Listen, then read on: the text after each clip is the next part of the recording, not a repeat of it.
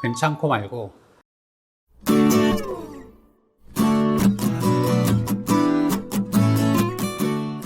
안녕하세요. 닥터 이재순의 암과 면역 이야기입니다. 오늘은 암과 스트레스에 대한 이야기를 해볼까 합니다.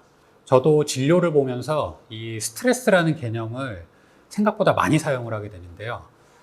이유를 알 수 없는 복통이나 두통으로 내원하는 환자분들이 종종 있으세요.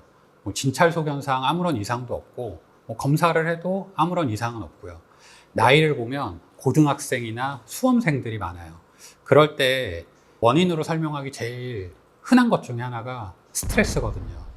환자한테 설명을 할 때 시험 끝나면 좋아지실 겁니다 라는 식으로 말씀들을 많이 드립니다. 그리스의 의사이자 철학자였던 갈렌이라는 사람이 있어요. 2000년 전에 명랑한 사람보다 우울한 사람이 암에 더 잘 걸린다라는 이야기를 한 적이 있습니다. 겐드론이라는 의사가 있는데 1700년대에 암의 성질과 원인에 관한 논문이라는 논문을 발표했는데, 비극적인 사건이 암을 발생시킨다, 암의 발생을 증가시킨다라는 논문을 발표한 적이 있다고 합니다. 병리학의 아버지라고 불리는 파제트라는 의사가 있는데 1870년에 불안이나 실망 등을 경험을 하면 암의 성장이 급속히 일어나거나 암의 증식이 늘어나는 것을 봐서 억울함이 암 발병의 한 원인이다라는 발표를 하기도 했어요. 스노우라는 사람이 있는데 1893년에 런던 암센터에서 250명의 자궁암이랑 유방암 여성을 상대로 조사를 했는데 19명만이 어떤 심리적인 스트레스, 불안감을 경험하지 않았다라고 해요. 여태까지 제가 말씀드린 예는 스트레스가 암에 어떤 영향을 미쳤는지에 대한 이야기들을 한번 모아본 겁니다. 저한테 온 환자분이 한 분 계세요. 40대 후반 정도 되는 남자분이셨고요. 이분 어머니가 제 환자셨습니다. 건강검진을 하셨는데 간 수치가 조금 높게 나오셨대요. 그래서 어떻게 하면 좋겠냐고 상담을 오셨길래 일단은 한번 초음파를 해보라고 말씀을 드렸어요. 초음파를 하고 오셔가지고는 담관 옆에 뭐가 좀 보인다고 큰 병원을 가보라고 얘기를 들으셨대요. 그래서 한 일주일에서 2주 정도 됐나? 이제 보자, 어머니가 혈압약을 타러 오셔가지고는 암이 진단되셨대요, 아드님이. 그래서 검사를 지금 하고 계시고, 수술을 해야 될지는 검사를 조금 해봐야 된다고 말씀을 하시더라고요. 그래서 그러셨구나, 그냥 그러고 그때는 넘어갔어요.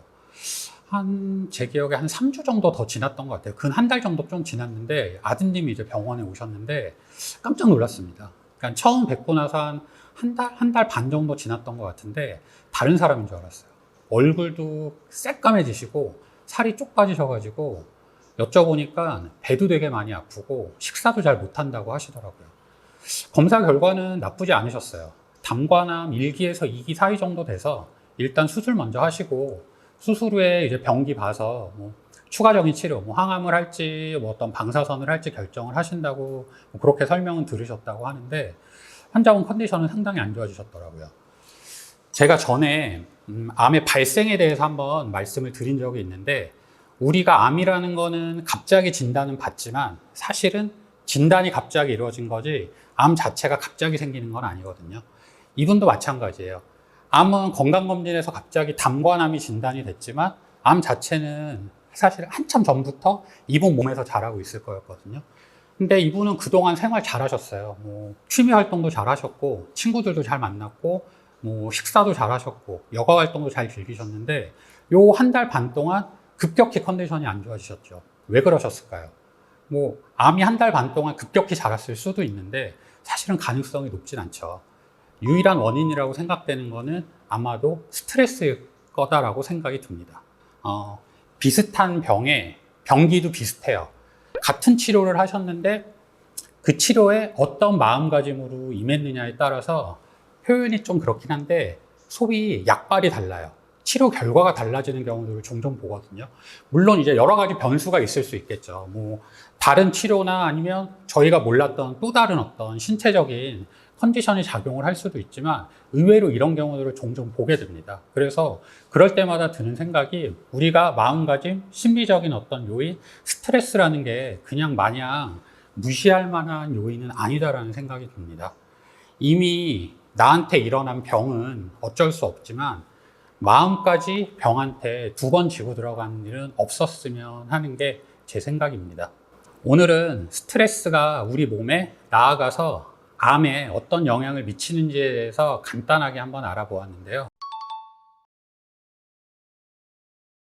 스트레스는 이렇게 조절을 해야 된다라고 일반화해서 말씀드리기는 힘든데요. 암 환자분들의 기준으로 한번 말씀을 드려보면 잘 우는 거, 현명하게 우는 것도 스트레스를 분출하는 한 방법이라고 생각을 하거든요. 의사 선생님 앞에서 한번 펑펑 우는 것도 스트레스를 완화시키는 방법이 아닐까 생각을 해요. 이상 암과 면역 이야기의 이재순이었습니다. 감사합니다.